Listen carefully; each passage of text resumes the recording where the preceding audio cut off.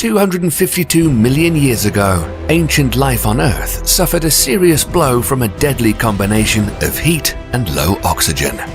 95% of all marine species perished, and 2/3 of terrestrial species vanished. It was a cataclysm so severe that it looked like the end of all life on planet Earth. But as the saying goes, life finds a way, and the most well-known prehistoric creatures would rise on Earth, the dinosaurs. If you love dinosaurs, then get ready to see your favorites, how they evolved, and how they would rule the Earth for millions of years. The extinction event of the Permian-Triassic era 252 million years ago marked the beginning of the Mesozoic era of the Triassic, Jurassic, and Cretaceous period, which lasted 186 million years. During the Triassic era, there was one vast supercontinent called Pangaea, which was mostly vast deserts with a hot and dry climate surrounded by a huge ocean called Panthalassa. Dinosaurs would begin to evolve during the mid to late Triassic period. When we talk about dinosaurs, we immediately imagine towering and thundering animals like Tyrannosaurus rex. But new research shows that the dinosaurs and their pterosaur relatives evolved from extremely small ancestors. Proof of this theory was discovered in Madagascar, when a newly discovered reptile species was found. Named Congonophone kelly, or tiny bug slayer, it lived some 237 million years ago and stood just 10 centimeters tall. It's one of the first small animals found from the root of the Ornithodora family tree and is an important discovery. The miniaturization event in which it lived served as a survival strategy for early ornithodorans, and wear on its teeth showed the tiny creature preyed on insects. This eliminated the need for them to compete with their relatives for meat. Furthermore, researchers of this tiny dinosaur relative showed that feathers and other fuzzy skin coverings found on the later true dinosaurs and pterosaurs likely originated to protect the tiny dino ancestors from the extreme climate of the mid to late Triassic period when the first dinosaurs evolved. The Triassic marked the rise of the reptiles, mainly the archosaurs or ruling lizards, and therapsids or mammal-like reptiles. For reasons unknown, the archosaurs had an evolutionary edge, muscling out their mammal-like cousins and evolving by the mid to late Triassic into the first true dinosaurs, such as Eoraptor and Herrerasaurus. Dinosaurs were divided into two main branches: Saurischian, which means lizard-hipped, and Ornithischian, or bird-hipped dinosaurs. Eoraptor was at the root of the Saurischian family tree. It was only 91 centimeters long and weighed about 11 kilograms. It had long legs that allowed it to run fast, and its front paws had sharp claws that helped it to grab prey. Herrerasaurus was more advanced in evolution than the Eoraptor because it had a joint in its lower jaw. It had a large skull, and its jaws were armed with the sharp teeth of a carnivore. It averaged in length from 3 to 6 meters and had 5 fingers on each paw with blunt claws. Styracosaurus was another early true dinosaur that was about 2 meters long with a large skull as long as its femur, and there were 13 to 14 sharp teeth in its upper and lower jaws. It has short front paws with 5 fingers. It had long hind legs that allowed it to run fast. Styracosaurus was a predator that weighed about 30 kilograms, and although this dinosaur was kind of small, it probably had no trouble dealing with larger prey. Eoraptor, Herrerasaurus, and Styracosaurus are prime examples of the rapid evolution of predatory dinosaurs 225 million years ago. But at the same time, the first plant-eating dinosaurs appeared in the fossil record. Pisanosaurus was a 1-meter dinosaur that weighed 2 to 9 kilograms and had closely spaced teeth forming a continuous edge for grinding plant matter. By the late Triassic period, there were at least 15 different dinosaurs. During the Jurassic period, Earth's climate changed from hot and dry to a much more humid and subtropical climate. Forests of ferns, cycads, and conifers began to cover the planet, and the air was warm, moist, with tropical breezes. During the beginning of this period, the breakup of the supercontinent Pangaea continued and accelerated. Laurasia, the northern half of the continent, broke up into North America and Eurasia. The southern half, called Gondwana, began to break up during the mid-Jurassic. The eastern parts, Antarctica, Madagascar, India and Australia, split off from the western half of Africa and South America. New oceans flooded the spaces in between.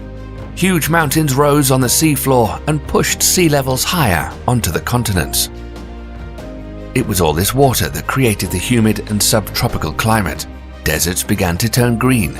Palm tree-like cycads and conifer trees such as the araucaria and pine were abundant. The oceans became full of diverse and abundant life, and at the top of the ocean food chain were the marine reptiles. The plesiosaurs with their long necks and paddle-finned flippers. Among them were giant marine crocodiles, sharks and rays, ichthyosaurs, squid-like cephalopods, coil-shelled ammonites. Sponges, snails and mollusks were abundant in the ancient oceans.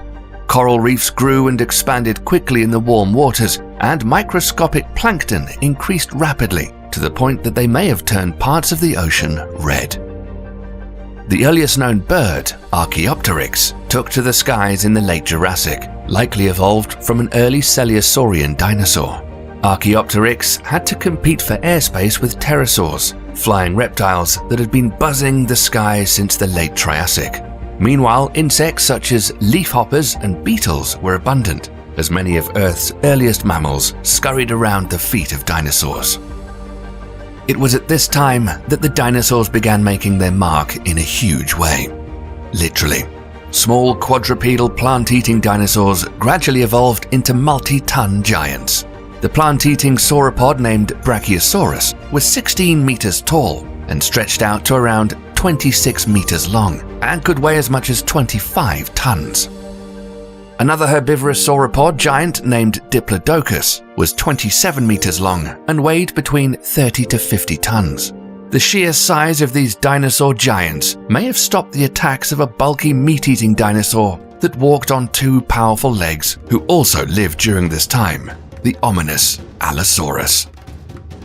This huge carnivore ranged in size from 7 to 12 meters long, weighed nearly 2 tons, and had 16 sharp teeth in its upper and lower jaw. And like many predatory dinosaurs of the Mesozoic era, Allosaurus constantly grew, shed, and replaced its 3 to 4 inch teeth. And this dinosaur was fast.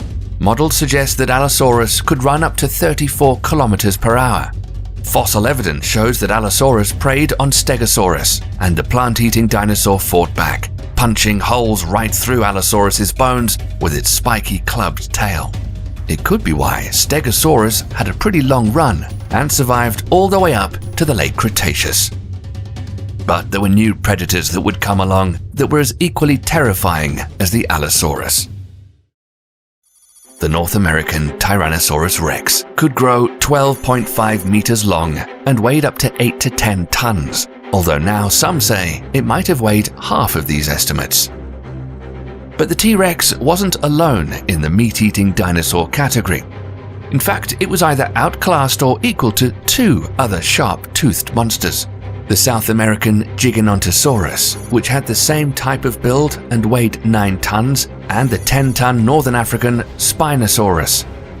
Still, the T-Rex was a mean and nasty predator, if not downright unhygienic. Experts believe that shards of rotten bacteria-laden meat was constantly lodged in its closely packed teeth, which gave the animal a septic bite that would eventually be fatal to its wounded prey. Of course, this process would have taken at least several days or weeks, and another T-Rex would probably reap the rewards. Scientists examining the T-Rex skull determined it had the bite force of between 1,500 to 5,000 pounds per square inch, and could take bites of flesh in the 225 kilogram range. But Tyrannosaurus rex, like Allosaurus, had problems with prey itself. It lived in the same region and time period as some armored plant-eating dinosaurs. One of the most iconic dinosaurs next to T-Rex has to be Triceratops, which means three-horned face. All Triceratops had three-horned skulls. 2 massive horns were above the eye socket, and one smaller horn was over the nose. Weighing around 6.5 to 13 tons, the biggest Triceratops was 9 meters long from nose to tail. The tips of their shoulders were 3 meters off the ground. Triceratops had teeth arranged in dental batteries, and each individual tooth was stacked in a vertical column of 3 to 5 teeth. These formed rows with 36 to 40 tooth-loaded columns. This means that a single Triceratops could have 800 teeth at its disposal. It had a narrow beak and powerful jaws that allowed it to grind down tough vegetation and trees. It's one of the last non-avian dinosaurs to evolve at the end of the Cretaceous. Ankylosaurus is another of the most famous armored dinosaurs. It was the largest ankylosauride and the last of its kind. It's thought to have lived right up to the end of the Cretaceous period. The body of ankylosaurs was covered in bony plates. It had a beak and teeth and 4 horns that projected backwards from its head. Its tail ended in a club, which provided protection from predators. This would have been useful since ankylosaurs lived alongside Tyrannosaurus rex and other meat-eating predators. At some point during the middle of the Cretaceous period, dinosaurs from the ornithopod family evolved into the popular hadrosaur, or duck-billed dinosaurs. They were large, oddly shaped, low-slung vegetation eaters with tough beaks on their snouts, which were used for shredding vegetation. These dinosaurs are believed to have lived in herds and were capable of walking on 2 legs. Sauropods became even bigger by the late Cretaceous period. You may have thought that Brachiosaurus and Diplodocus were big, but by the time the late Cretaceous period rolled around, there was another dinosaur that existed, which could possibly be the biggest land animal that's ever walked the Earth. Argentinosaurus. This behemoth could be 30 to 40 meters in length and weighed between 50 and 100 tons. It was a member of the Titanosauria, the dominant group during the Cretaceous period, and was a herbivore like its earlier sauropod cousins.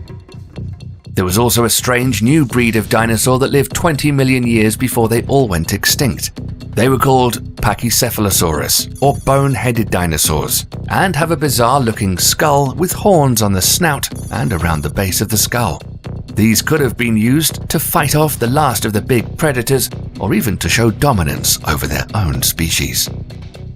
Of course, there are more than 700 different dinosaurs that have been found so far, but not enough time to cover them all in one video. There are some dinosaurs that lived in the colder regions, when they were further south and within the Antarctic Circle during the Cretaceous. During this time, there could have been some snow and ice, and temperatures as low as -10 degrees Celsius during the 3-month-long dark winters. There were a variety of different dinosaurs living in this polar zone. In 2014, a skull section and upper and lower jaw bones were found of a miniature T-Rex called Nanoxaurus hoglandi. It's believed that many dinosaurs had feathers to protect them from the elements, and this tiny T-Rex cousin was about 6 meters long. It's now believed that all species of Tyrannosaurus rex had feathers to protect them from the elements, and Nanoxaurus was no different. Other dinosaurs like the horned and duck-billed dinosaurs, along with other small feathery predators, parrot-like oviraptors, and a small herbivore named Lielanosaura lived in the polar region as well. But their time would soon come to an end. Everyone talks about how dramatically the dinosaurs went extinct, but judging by the whopping 165 million years they survived, they might just be the most successful vertebrate animals to ever exist on planet Earth. In fact, some dinosaur relatives are still around on the planet today. Modern-day birds are, in fact, descendants of feathered dinosaurs, and you might be surprised to learn that crocodiles are the closest living relatives to birds, as they shared a common ancestor. The two groups are the only known survivors of the archosaurs.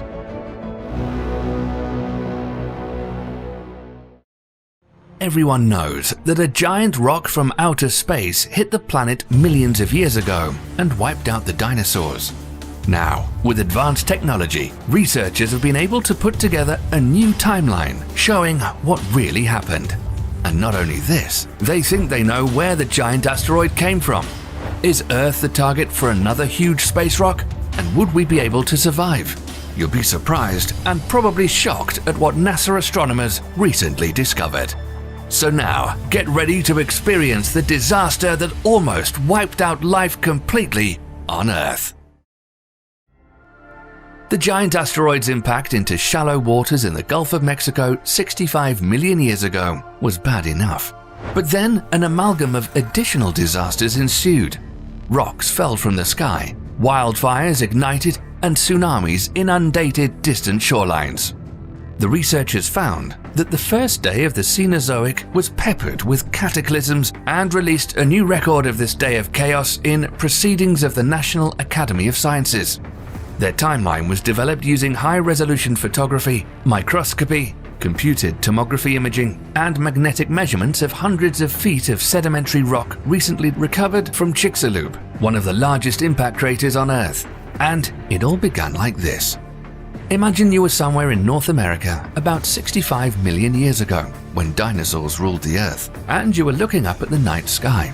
You would have probably seen what appeared to be a bright star shining off into the distance.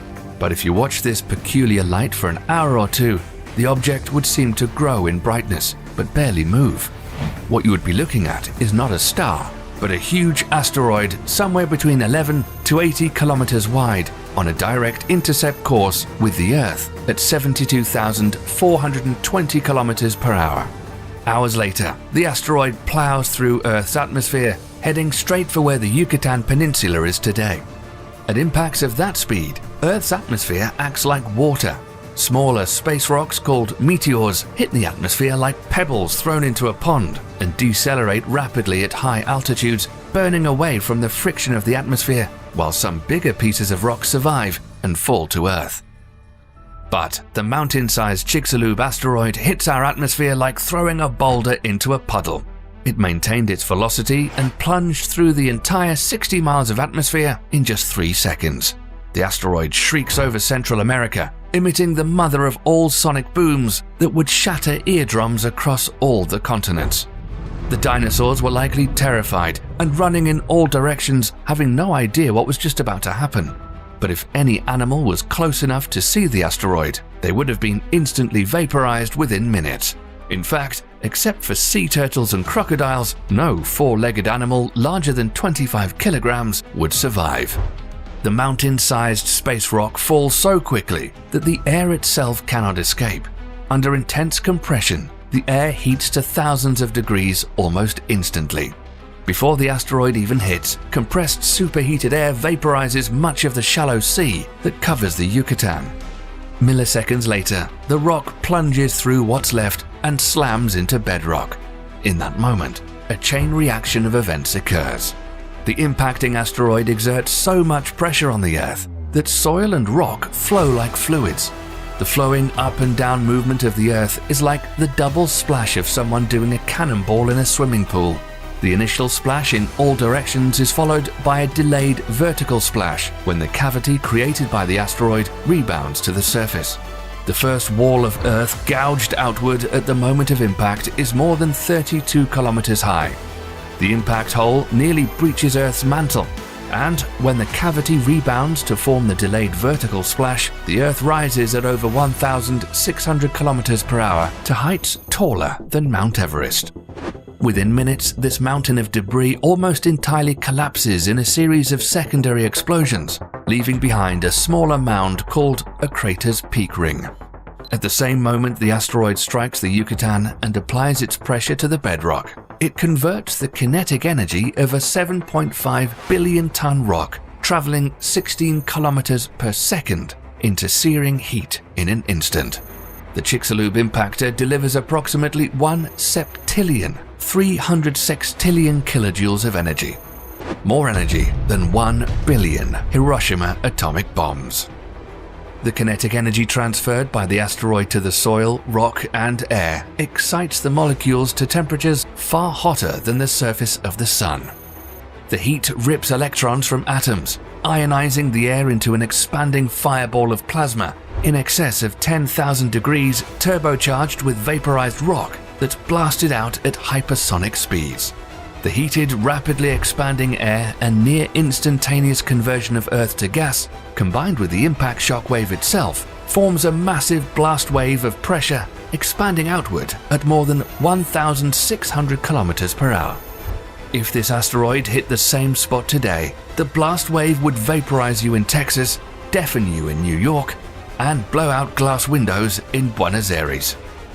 The Chicxulub impactor rings Earth like a bell. Waves in Earth's crust radiate away from the impact zone at 4 kilometers per second. The waves then trigger fault-slipping earthquakes across the continents. If you were on the other side of the world, you would feel the ground shaking 30 minutes after impact. The impact triggers tsunamis as high as skyscrapers. The first of them hit Gulf coastlines within the hour. Waves ranging from 600 feet to perhaps as tall as 1,000 feet smash into what is now Mexico and the southern United States and flood tens of miles inland. The waves temporarily reverse the flow of rivers, rushing up riverbeds like 30-foot tidal bores. Tsunamis smash into the eastern coast of the United States and 6 hours after impact max out at 600-foot high walls of water that slam into Europe, Africa, and the Mediterranean coasts. Within 15 hours of impact, waves arrive on every coastline on the planet. Depending on local topography, the ocean sweeps away anything in its path and sucks it back to the sea when the waters finally retreat. It already sounds like Armageddon, but even more disasters are on their way. When the big rock strikes, its splash accounts for 25 trillion tons of Earth that it launches on ballistic trajectories, some at speeds that exceeds Earth's escape velocity. These rocks excited Earth's gravitational pull to either orbit the Sun, and some of this material probably reached the Moon. But the majority of ejected debris returned back to Earth within the hour. These glass-like chunks, called tektites, some as large as buses, but most the size of marbles, pelt the Earth at speeds ranging from 160 to 320 kilometers per hour in lethal quantities. Regardless of where any remaining dinosaurs were on Earth, they were hit with this fiery hailstorm. But these glass bullets didn't need to hit the dinosaurs to be fatal. As these tektites fall, their friction with the atmosphere emits enough thermal radiation to set fires across the planet. By some estimates, the combined heat of the returning embers heats the planet to the equivalent of an oven set to broil. Most of the world's trees burn, which is perhaps why the only bird species that survive the impact are those that nest on the ground.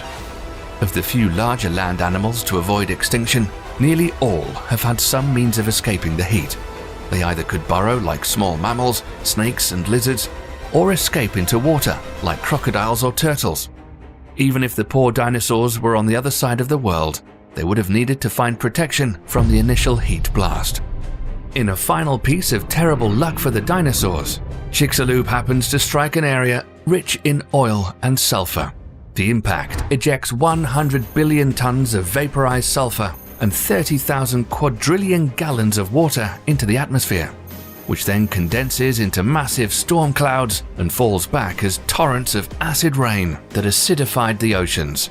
In the higher latitudes, continental-wide snowstorms deposit tens of feet of snow per day. But the global deluge doesn't last long, because in addition to water, Chicxulub vaporizes and explosively ejects 150 football stadiums worth of oil from the Yucatan bedrock. This oil condenses in the stratosphere as a black sooty layer covering the Earth like a coat of black paint. Unlike the sulfur and wildfire smoke, the carbon circulates high above the cloud layer, stopping it from raining back down. And that becomes another big problem. The soot layer remains in the atmosphere, reducing the amount of sunlight that reaches Earth's surface by 90% for at least 2 to 3 years. The initial oven-like heat brought on by the returning tektites is followed by a deep and long-lasting freeze. Global temperatures drop by an average of almost 50 degrees. The only place on Earth to avoid this deep freeze are Madagascar, India, and Indonesia, which were tropical islands during this time. In the global chill, evaporation almost ceases, dropping rainfall by 80%. Nearly every spot on Earth outside of these tropical islands dries into a desert. Where did this giant rock come from? And is there another one out there headed for us?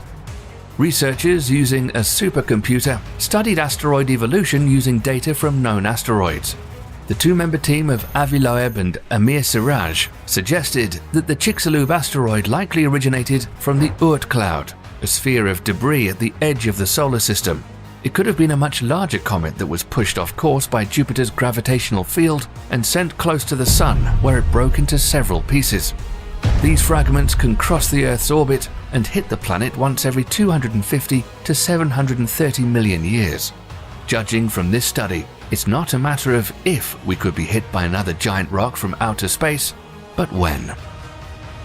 On Saturday, December the 11th, 2021, NASA revealed that a 330-meter-long asteroid named 4660 Nereus screamed past Earth around 3.8 million kilometers at a speed of 6.5 kilometers per second.